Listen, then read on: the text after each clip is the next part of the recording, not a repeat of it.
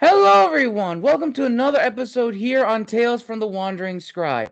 I am your host, Gabriel Garcia, otherwise known as the Wandering Quill and the Wandering Scribe. Welcome to another historian's interview. My guest today is a historian of 20th and 21st century U.S. and Latin American history and holds a Ph.D. in history from the University of South Florida. His research centers around the cultural economic impacts of surfing and surf tourism in the Tola Municipality of southwestern Nicaragua. Outside of his formal academic background, my guest is an avid surfer and has traveled the world to surf for over 30 years. This includes living in Nicaragua and working as a surf guide, living in Bali and Peru for extended periods, and researching the impacts of surf tourism in Nicaragua and El Salvador. My guest also hosts a podcast called The Surfing Historian, a podcast that features scholars from around the world who share their most recent studies on critical surf with the global audience. And to tell us more about that and his background, let's give a huge round of applause to a first timer on the show, Jason Old. Jason, thank you so much for joining us today. Hey, Gabriel, thanks, my man. I appreciate it. Thanks for having me on. No problem, Jason. No problem. So before we dive into the questions, is there anything more you'd like to add about your background to our viewers and listeners? I think you said it all. My research is mainly about Nicaragua, the proliferation of surf tourism, and sort of the historical conditions that created that environment. And yeah, I travel around, I surf, um, try to be pretty active, explore the world, teach courses in Latin American history, U.S. history, Spanish as well. But yeah, that pretty much sums it up. So yeah, thanks for doing that. No problem, Jason. No problem. So I guess to start off, when was it that you decided that history is something that you want to pursue, and as an extension, focus on the impacts, the cultural and economic impacts of surf tourism? Oh, well, I mean, I've always liked history, so that's always kind of been there. I've always been interested in the past, I guess you might say. But I started. I lived actually dropped out of grad school, my master's program, briefly to go work as a surf guide in Nicaragua in 2004, 2005, and that I honestly, I just want to go live and surf in Nicaragua, take a break, and then go back, which I did. And I never would have dreamt, in my wildest imagination, let's say, wildest dreams, that whatever that is, some 12, 14 plus years later, I am doing a PhD on that very place that I lived in and fell in love with, and essentially got to have the honor to write about that local history because it hadn't been written about. And so I guess to answer the second part of that question, it was I have to give credit to my committee, my committee team, committee chair, co-chair. I was sitting in her office, and I've been interested in the revolutions of Nicaragua and Costa Rica and Hmm. Cuba. And there's a lot written about that already. The historiography on that is massive, and she kind of said as much. And she's like, "Why don't you write about the history of surfing in Nicaragua?" And it was almost like a not a joke, but I was like, "Is she serious? Like, this is." I never would have dreamt that that was even a possibility. So I really have to Hmm. give credit to her, um, in floating the idea. And then, of course, as any good committee chair would do, help you and guide you and make sure that it's the methodologies are top notch. And so yeah, so we just we set our course to write about the history of surfing in Nicaragua. And for me, of course, I'm thinking, oh man, I get to write about all my friends and this and that. And it's like, no, that's not how PhDs work. And Mm-mm. so, but I did get to write. Like I said, I feel very fortunate and honored to be able to write about a place that I love, people that I really really care about, And so, you know, again, to your question, like I owe a lot of credit to my committee chair, my committee more broadly, for taking this journey with me and seeing it through. Nice. Awesome. That's actually really, really cool. And surf tourism, I didn't know could be a field of academic study, but that's part of the beautiful things about history is that anything can be looked through an historical lens, which I always find fascinating. So this is going to be a two-part question. So for you, Jason, when you're either like teaching your classes about U.S. history, Latin American history, Spanish history, as well as surf studies and its history, what is sort of the your desire for your students as well as your overall promise?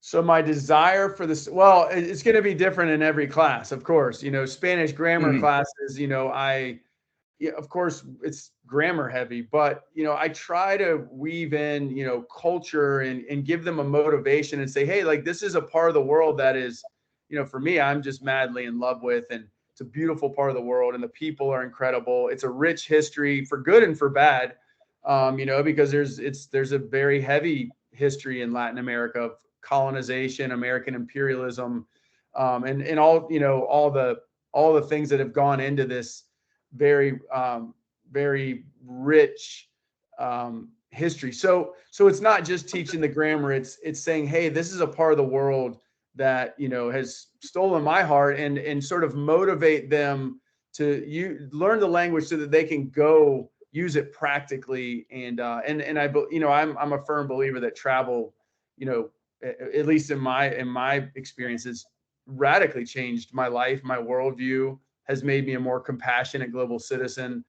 And so, you know, travel has done a lot for me, and the use of language and being able to speak to people who do not speak English has played a major role in that. So that's part of the language classes. Of course, my history classes, U.S. history, is to contextualize things. So some of Right. the issues that we're still currently grappling with, you know, whether it's, you know, in the, you know, the Pride movement, or, you know, in the recent past, the Black Lives Matter movement, Occupy Wall Street, all these issues have context in helping them understand the historical roots of these issues that we're still dealing with.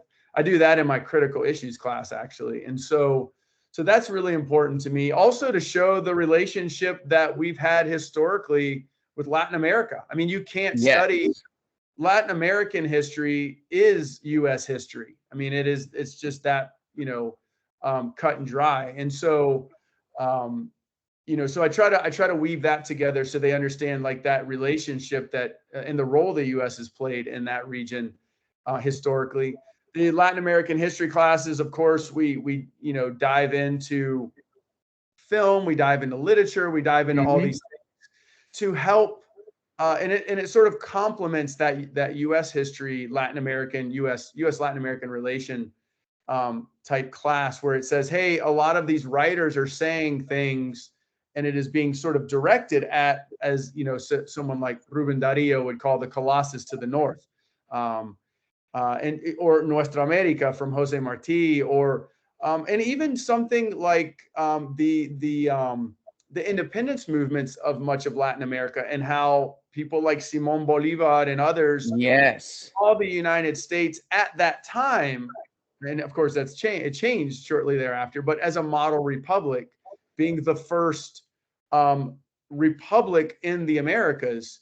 And so how, and how that changed and evolved over time once the United States started to, let's say, encroach on some of those independent and sovereign nations. So it's, you know, it really, you can't explain Latin American history without explaining U.S. history, and you can't explain U.S. Yes. history understanding its relationship to Latin America, and then of course post 1898, the world more broadly. But or 1898. But so, and then the history of surfing classes is really just viewing humanity, human history, and the human experience through the lens of surfing, looking at Polynesia, in the native, you know, the native Hawaiian Islanders, looking at places like Peru and the Kawaiite Totora and its relationship to wave riding, and the history of, you know, wave riding, West Africa, and its Yes. its intimate relationship with the ocean, that predates the transatlantic slave trade. And so it's not just to like, hey guys, let's go learn how to surf and, learn how to, give a shaka, I actually make it very clear at the very beginning, like, you are not going to learn to surf in this class. I just had my last lecture yesterday, and we looked at climate, and we looked at the impacts surfing and the development of sort of coastal sectors as a result of surf tourism, the impacts it's having on the environment, on the contours of, say, the how development is impacting surf breaks. And again, it's not to approach it from this selfish, like, oh, I'm a surfer, so I got to protect that break so I can surf. It's no, what are the repercussions Right. of development, and how does that impact local life? And again, it's all funneled through this lens of surfing. And so anyways, I know that was a long-winded answer, but each class is really different. And then I enjoy each and every one of them in totally different ways. That's actually really awesome, and I like that you brought that up and like really broke down what is surfing like history and like the case study behind it. Because if anyone didn't know that and just thought, oh, surf history is just surfing, no, it's not. It's the history behind it. It's literally how does surfing, or at least what we conceive as surfing, impact the other regions of the world that are coastal nations, the Hawaiian Islands, the countries and societies of West Africa, even South America. All of that is important, and how it shapes their identity, their relationship with nature. All of that is important, and I'm actually glad you brought that up. So ultimately, would you say that your promise you're making to your students in any class that you take is that you're going to be learning something new? It's going to be contextualized in the history, and you're going to realize how important it is, more so than you already knew. Yeah, I mean, if I had to make, again, the promise in every class is going to be different. The history of surfing class, which was a retooling of an intro to humanities class, was, hey, Oh, okay. I can promise you're going to view human history through a totally different experience. The critical issues class, I would say I can promise that it's going to challenge your preconceived notions of many of these issues we're still grappling with. That's a promise I can certainly make. And then, of course, with Spanish grammar, the promise is I'm going to provide you with a tool that you can use to interact with people who otherwise you wouldn't be able to communicate with. So, Mm-hmm. now what they do with that tool is up to them. And I told them as Right. much yesterday, I can take you so far, but you have to practice. It's just like anything. Being good as a podcast host, it takes practice. Yes. Being a good surfer, being a good public speaker, whatever, being a good teacher, it takes practice. And a language is no different. Being a good musician, a good artist. So, I try to encourage them and say, hey, this is hard. This is, no easy feat, but if it means a lot to you, you're going to put in the time.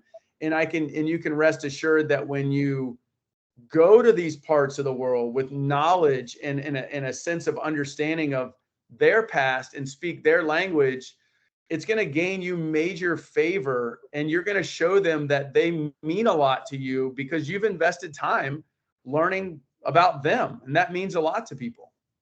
Definitely. And kind of going back to what you said about podcast hosts, I understand that you also have your own podcast as well. So could you tell us a little bit more about that, how it came about, and what has been the overall feedback from the beginning episode when you first started to now? Oh gosh. Oh boy, that's a good one. Oh geez. Well, I would say the impetus was COVID. I mean, like most people who probably tried something new then. Mm-hmm. Um, and it's so I in my history classes, I bring a lot of my colleagues in, and I don't know everything about everything. I know a lot about a small part of history. And so, I know a lot of other people who know a lot about a small part of history as well. And I try Right. to create ways of bringing them into the classroom to share, whether it's somebody who's more well-versed in the 1950s and the second Red Scare and Lavender Scare than I am, someone who's more well-versed in the U.S. South and the, sort of Civil War Reconstruction era, let's say.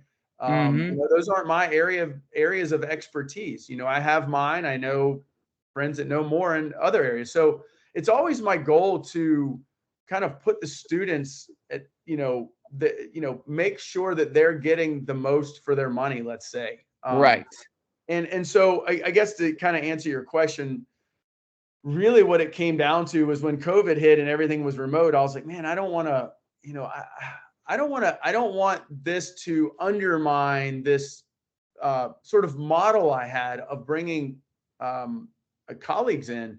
And I realized after bringing them in through Zoom, kind of, the same way we're doing right now for this interview, like video style, I was like, man, all this would take to make a podcast is, I say as much in the trailer for season 1, somebody to edit out all my ums basically, and, put an intro, put an outro, and just fancy it up a little bit, put some music underneath it or whatever. And bam, we got a podcast, because, it's a bunch of people who have invested a large portion of their life and have PhDs and have a whether people enjoy it or not is a different question. But the reality is these individuals have a lot to say and have invested a lot of time to become experts in their field. So why not bring them on, right? And so, so I actually, the name, the surfing historian, I played around with a lot of different names, and it was actually my students that helped me come up with the name, if I'm being honest. Oh, nice. And I was like, I had some other ones. I forget which ones they were, to be honest with you. But I'm like, man, all right, I'm a surfer. I'm a historian. Like, guys, why not surfing historian? They're like, it wasn't their favorite, to be honest with you. And I was like, all right, I'm doing, an executive decision here. This is the best one. But I got to give them credit. It did help at some level. And they were, again, very supportive. And then I started weaving in these podcasts into my syllabi, and making them part of these courses, including the history of surfing class. And so, the first season was a little bit more hodgepodge as I was finding my way. And then the second season, which our last episode is dropping today as we're doing this interview. Oh, I don't know, sweet. It's with my good buddy Chad Nelson, the CEO of Surfrider, and incredible episode. And but anyways, all that to say, the second season, I came into my own a bit more as the surfing historian, and it was all basically surf related podcast episodes. So it was all funneled through that critical surf studies lens that you mentioned at the beginning. And whereas the first season was like, some were historians that didn't surf, others were surfers that weren't historians. And so I was just kind of figuring it all out. And I feel like every episode I'm figuring it all out, if I'm being honest. But it's just fun. We hang out and we talk, and really it's a matter of sharing people's research with the world in ways that many folks would otherwise not know it existed. Right. And so it's making it accessible in the same way you're doing. And, I commend you for that. Thank you. How have people received it? I think overall people have been pretty stoked on it. But I gotta admit, somebody on Apple called us woke kooks. And I was like, dude, I kind of like that. Like, I kind of embrace it. Like, woke kooks, we got 1 star. All the other ones have been like 5 stars or something. And then I get this 1 star, woke kooks. Y'all aren't that smart. And I was like, all right, that's cool. I almost wanted to make t-shirts that said woke kooks, but I didn't. So, but anyways, yeah. So I would say overall, the people have been very receptive of the podcast. It's got a wide range of listeners across the planet. So it's exceeded my expectations. I'll put it that way. And so last thing I'll say about that is we just got picked up by Believe, which is like a podcast network, and they're our host, and help us drop little ads in there or whatever, things I have no clue how to do, but I'm just good at talking, as you can tell. So anyways, yeah, so all that to say, yeah, it's pretty cool. And we're finishing season 2, and now we'll have to figure out about season 3 at some point. Well, that's really great to hear. Congratulations on the success of 2 seasons. That's a huge achievement. And that kind of leads into like the next question. When you began the surfing historian and the season 1 and now into season 2, would you say your promise for creating the podcast and what it's going to tell its listeners has changed, or has it remained the same? I think all things evolve, right? In that sense, as you do your podcast, it's going to evolve, right? You're going to find, new things and whatnot. But I would say, and maybe yours is the same, right? Like, I think my promise from the onset was, I am going to make accessible information about history, and then of course about surfing, Right. that otherwise your non-academic individual who does genuinely pursue information about these things, or enjoy, they want to nerd out on surfing or history or whatever it may be. I think that's my overall promise, to make this information readily available. And that's why I created surfinghistorian.com. It's why I painstakingly on surfinghistorian.com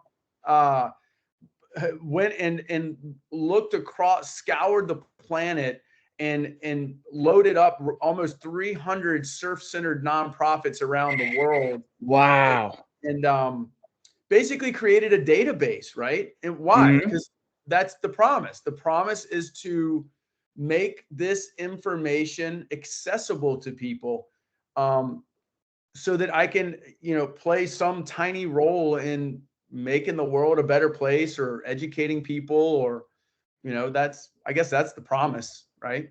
Nice. That's actually really, really cool. And I could definitely tell you are very passionate about this topic, very passionate about the history behind it, which leads into a very important question, which I want to ask you. So, as I'm sure you would definitely agree, when pursuing history, writing the papers, going to like master's and, of course, doctoral programs, it's a lot of research. It's a lot of times studying, a lot of lonely nights of like it's getting everything done, and trying to make deadlines.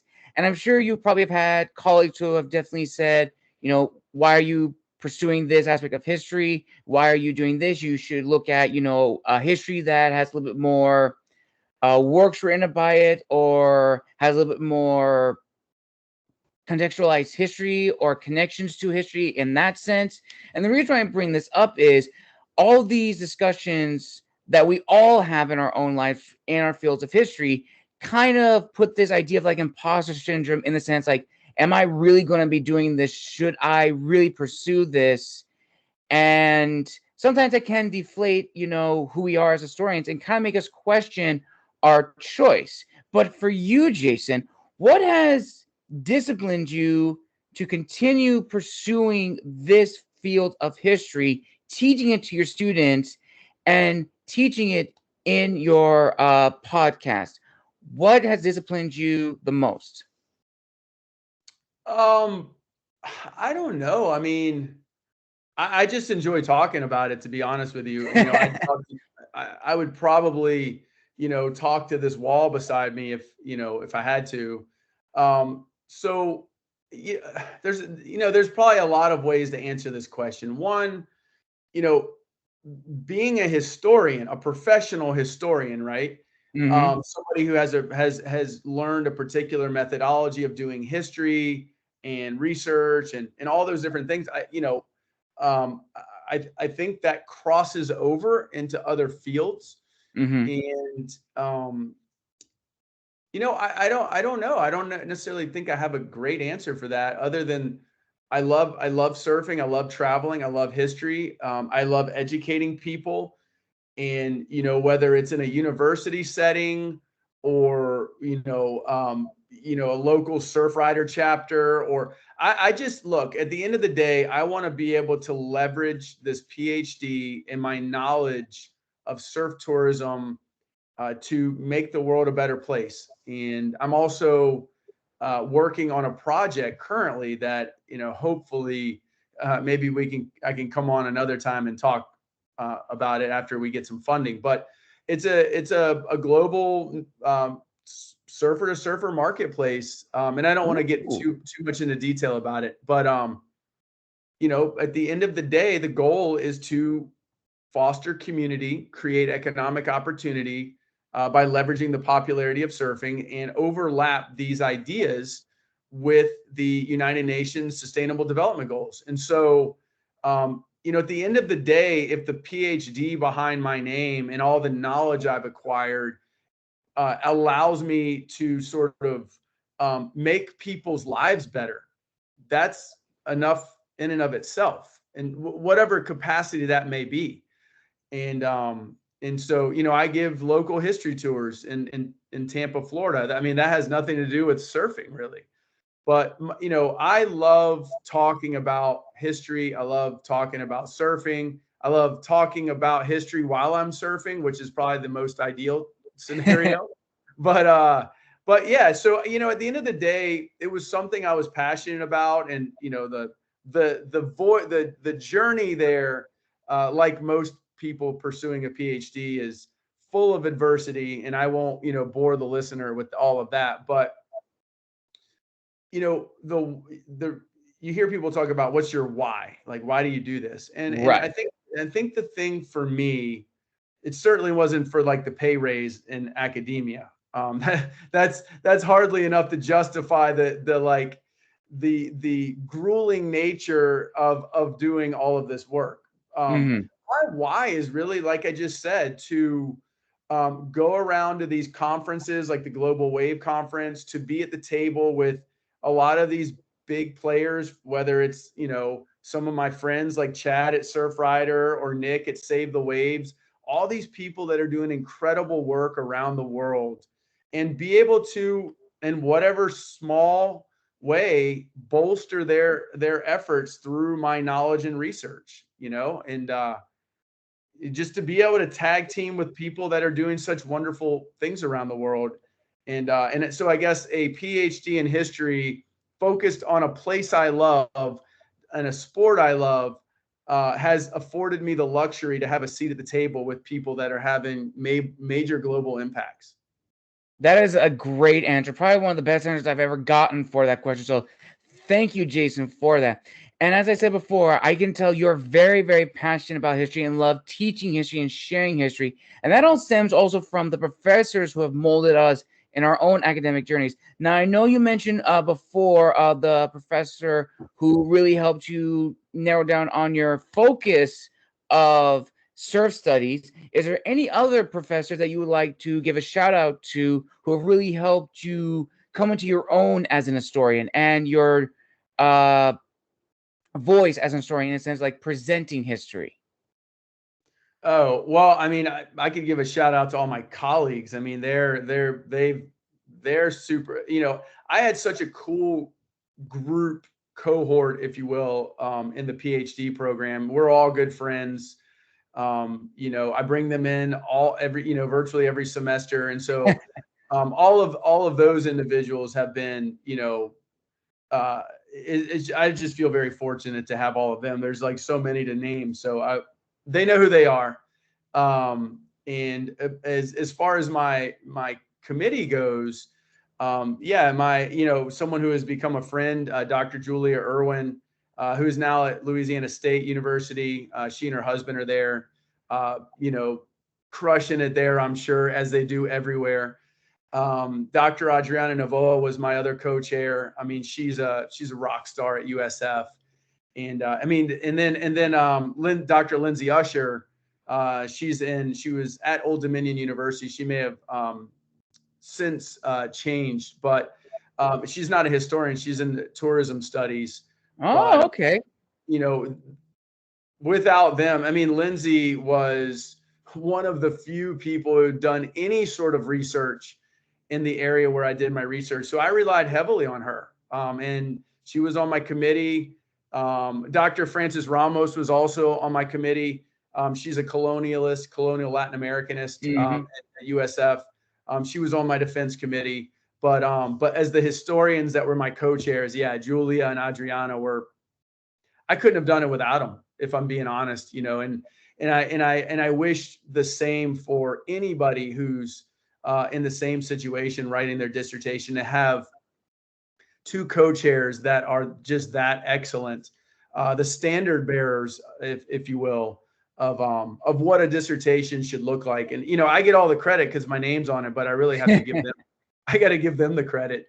But and so it was long and grueling and frustrating, and I would get emails from, say, Adriana. She's like, I know you're mad at me or whatever, and it's like, no, you want this to be as good as it can be, and this is like, it's stretching me to my limits. And to those of you all who are listening that are aspiring PhDs in history, you got to stick it out.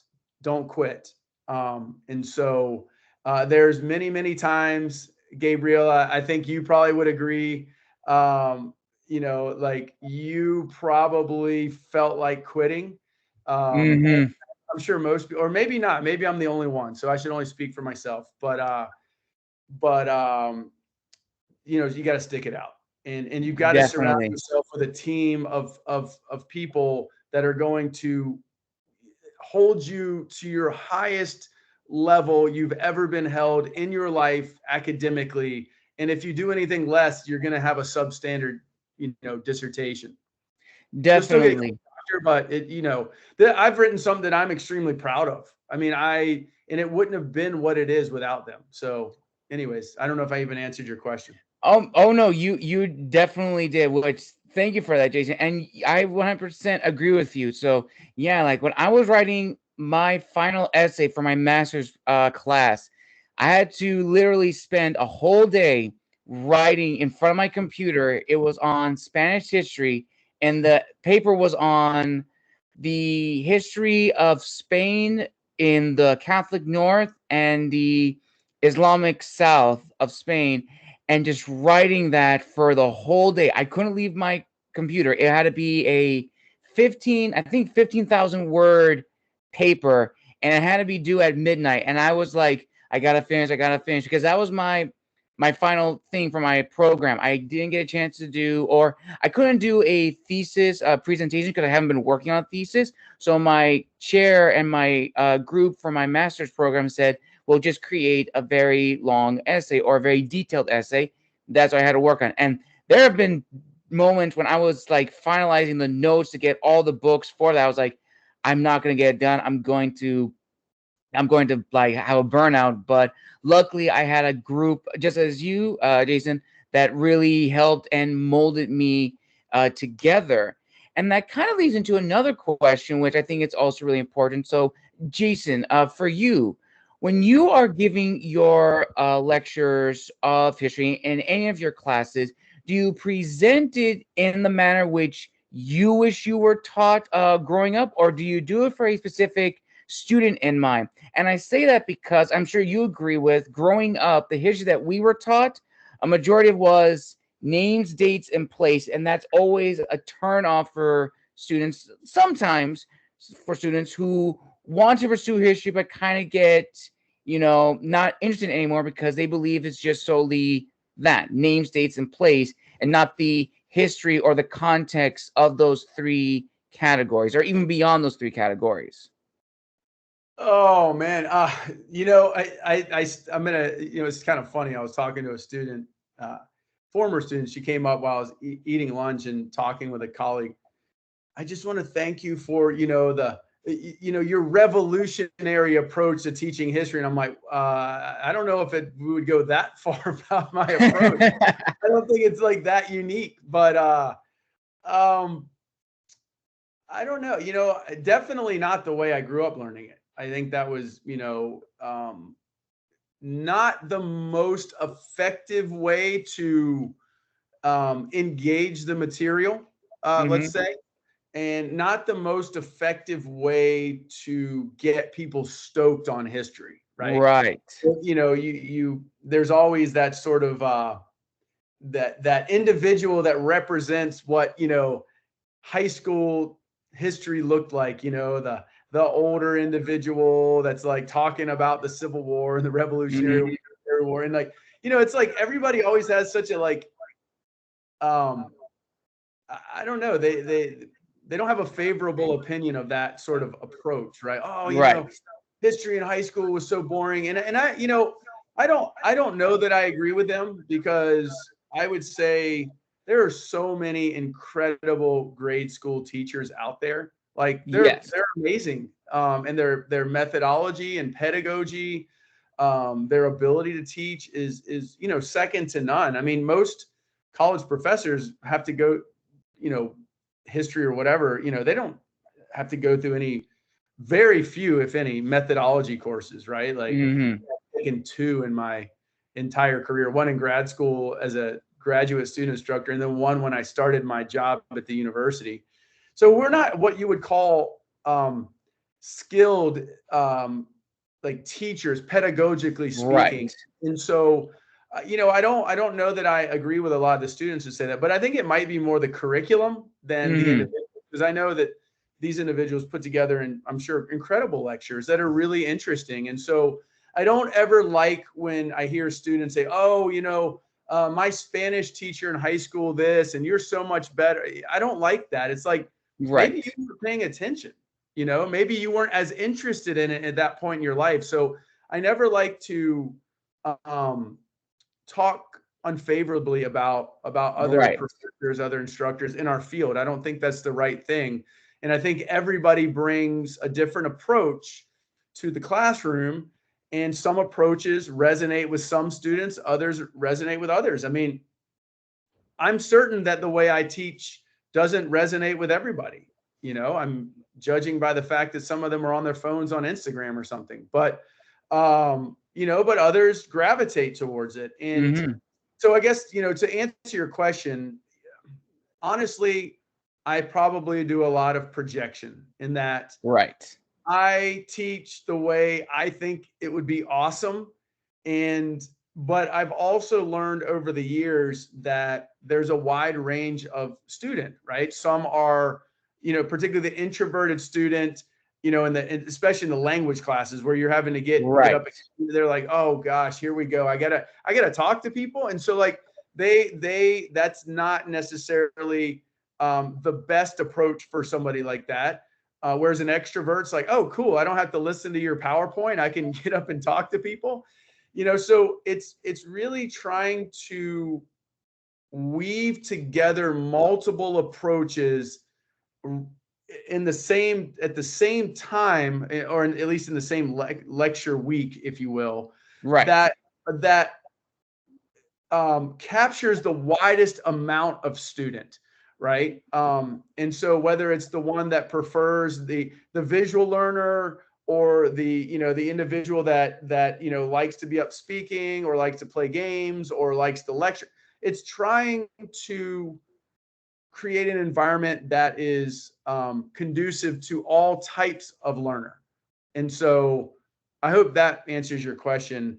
I have my Definitely. ways that I think are cool and fun and awesome, but that's not going to always resonate with every student.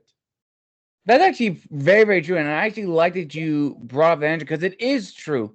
The material may not have been as engaging. That doesn't mean that the person giving it was probably not pouring their heart out into the material. And also, like you said, the student may not have been interested in the course or the subject at that time. Now they're older, they now see it through a different lens. So that is completely correct. And as you mentioned, there are a lot of great high school teachers that really are impactful. I know that first and foremost, shout out to Mrs. Singleton, who was probably the architect of my love for history. She's probably been like the best teacher I've ever had thus far in my life, and she was awesome. She made me fall in love with history. In fact, I was that history guy that was used by my fellow students who wanted me on their teams for the history quiz days, because I remembered dates, I remembered information like a dictionary, and just that's always just so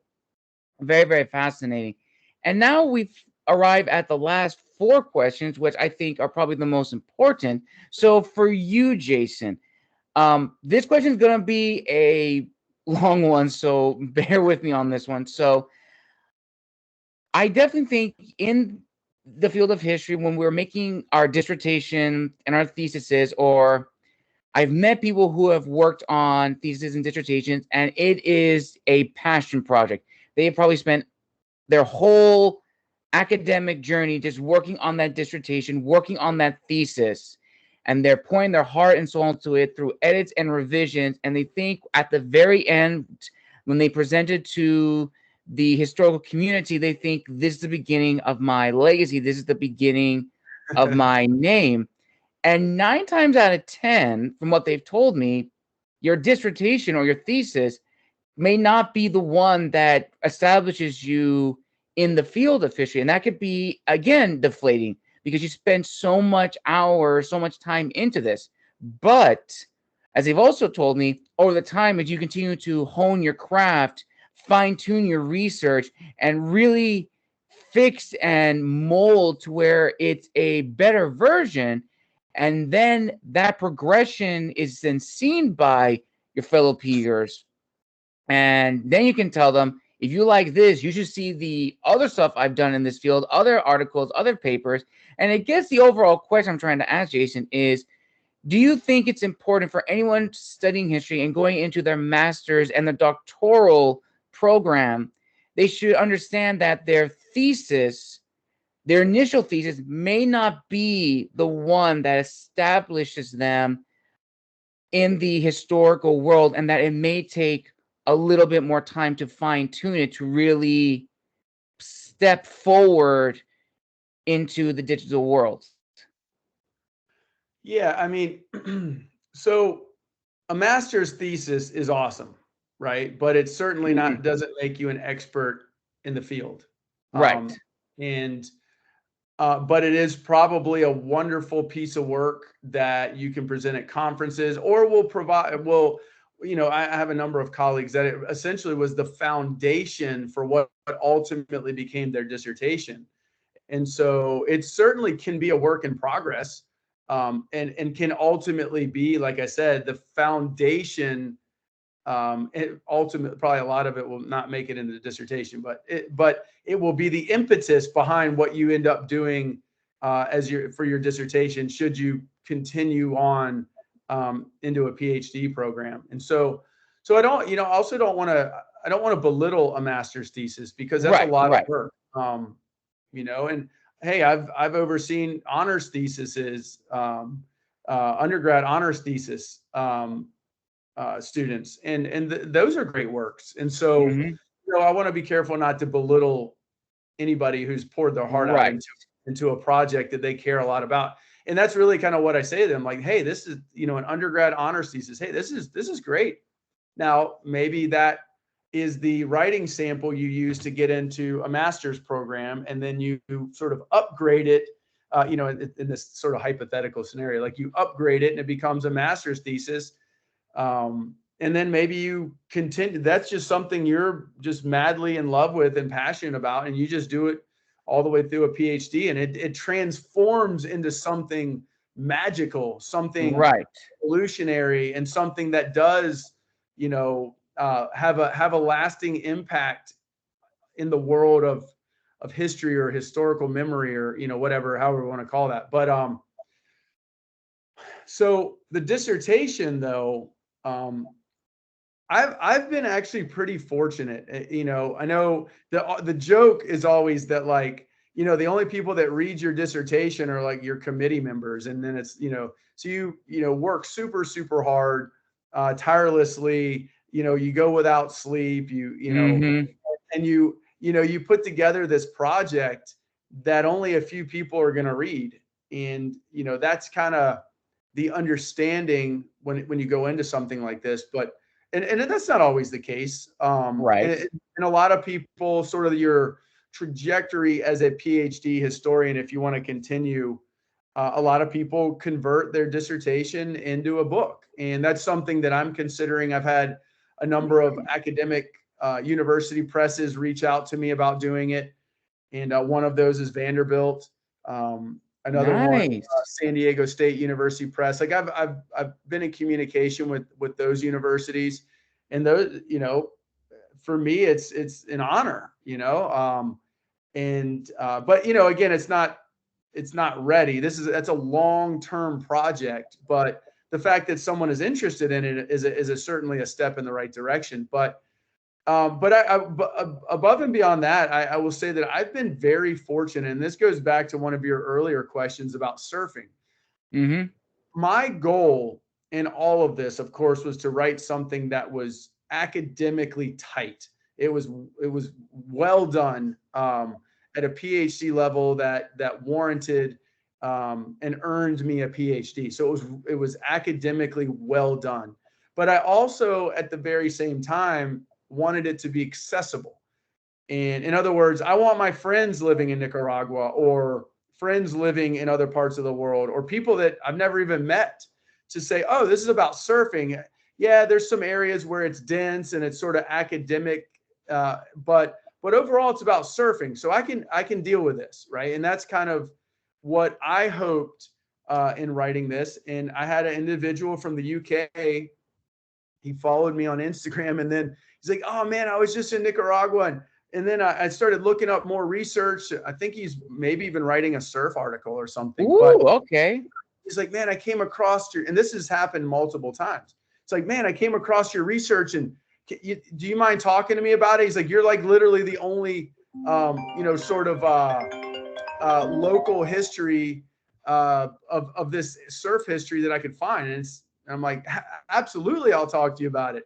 And so, you know, for me, that's the honor. You know, of course, the academic stuff and the conferences is super cool. And like I said earlier, having a seat at the table.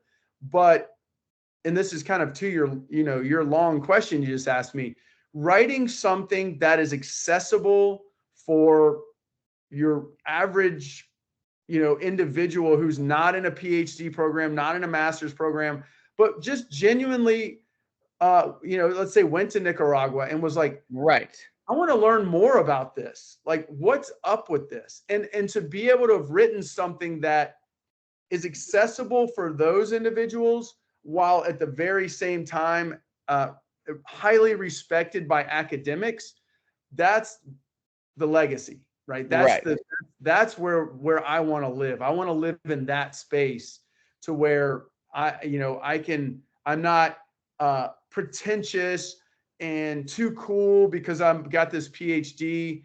You know, I always see myself as just a surfer, honestly, but so that was who I had in mind when I wrote it, my friends. Nice. Very, very nice. And it looks like we're almost near the end of the interview, Jason. So I'm actually going to combine the last few questions together. So for the last few questions, so looking back at your life now where you're at, who would you say have been your biggest supporters in your journey? And have you ever gotten a sense of validation from your fellow peers in the field of history when you began this journey of yours? My biggest supporters, I mean, I would say like my family. You know, there's a funny story. I mean, my family, just simply put. You know, when in my very, very good friends, when the going got rough, like I said, we need a whole nother podcast for that one. But when the going got rough, and those are the people that rose to the occasion and said, you know, I got your back. You're going to finish this. Like, we're going to do this. And you got to have that. You cannot do this. You know, and this is a funny story. You know, my dad came to my graduation. You know, everybody was supportive, but my dad was able to like get away and come down to Florida. And, nice. And so there's these funny pictures that I took. So it was my dad's idea, right? And so I have the regalia and all this and that, and we're done with graduation, and he's down here in Florida, and we're near the beach and all that. And he's like, he's like, dude, you're the surfing historian. He's like, why are we not taking graduation photos at the beach with a surfboard in your hand? And I was like, dude, why did I not think of that? I was like, man, that's genius. So we went to the beach, and this was such a cool moment, and yeah, we took pictures of me with like the regalia, your little Ph.D. like stripes and all this and that, and actually kind of got the regalia wet, but I cleaned it, but I was kind of in the water at the beach. But right. I'm like, Dad, come on, dude, you gotta do this too. And I put the regalia and the cap and everything on my dad, and he's holding the surfboard, like doing a shaka. Oh my gosh, I still laugh thinking about that photo. And he's like, dude, I feel smart in this. I was like, well, I was like, that's cool. And so all that to say, like, my family, my grandparents who have passed away, over 10 years ago, they knew, I wrote them into my acknowledgments. They knew that day was coming. They knew I'd finish. And so,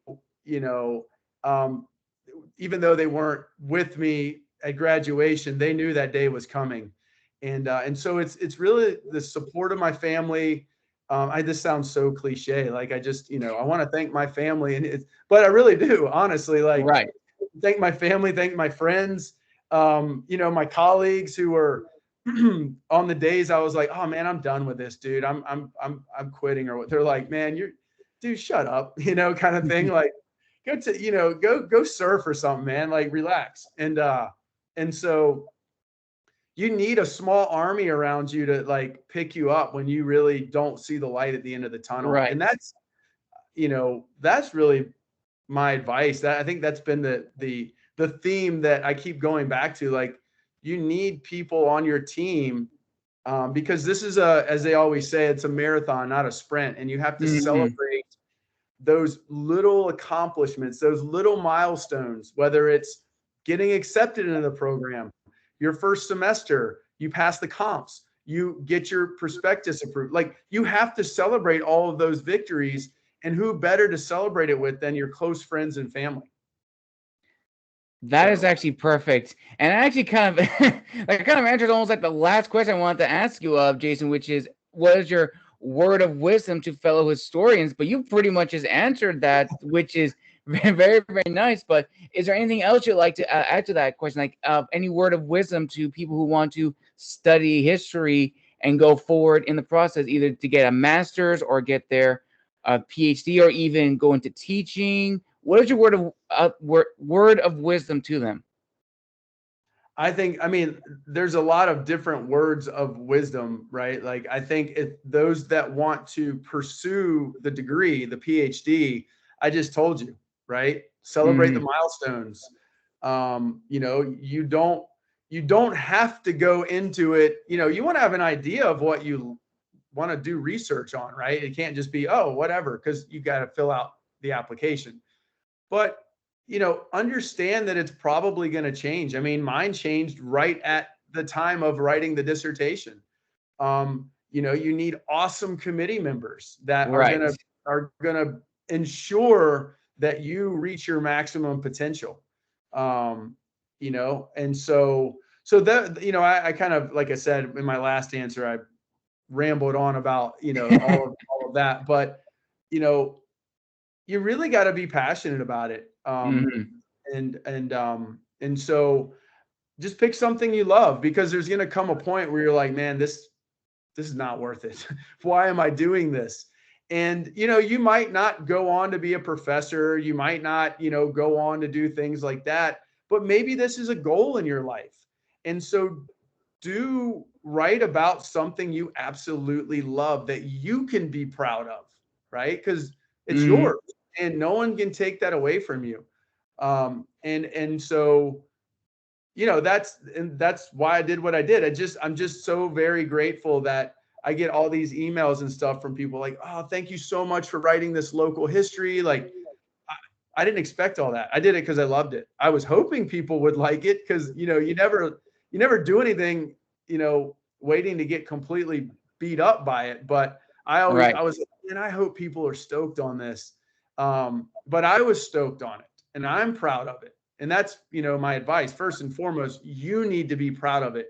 You need to open that thing up and say, how in the world did I write that? What spell was I under? Because this is so beyond like what I thought I could do. And that's when you're proud of it, right? You go back and you look and you're like, how did I write that? You know, and that's how I feel sometimes, because I went all in. And if you don't go all in, it's not going to be awesome. So that's my advice. And that is a perfect ending to this amazing interview. And I want to thank everyone for joining us today. And I want to give a huge thank you to our guest, Mr. Jason Old. Jason, thank you so much for joining us today on the show.